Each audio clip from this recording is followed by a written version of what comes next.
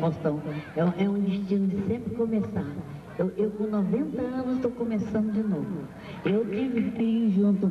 Eu falei assim, eu vou comprar um carro para meu neto, eu vou comprar um carro para outro, comprei um carro para outra neta.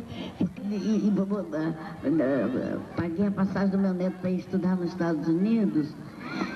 O show falhou tudo, sem dinheiro nenhum. Falei, foi difícil, comecei a trabalhar, comecei a melhorar.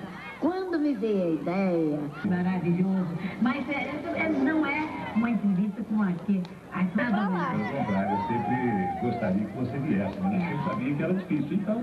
Quando as coisas são difíceis, deixa para o momento oportuno. Exato. Eu tenho grandes amigos como o Faustão, que é a minha paixão, o Boni, que é a minha paixão, o Homero, que é a minha paixão. Eu tenho uma porção de homens aí que eu sou apaixonada, como eu sou por você também. Eu sou apaixonada. Aquele amor de mãe profunda, mãezona, aquele amor, nada de sexo. Falou, Adriana. Vamos para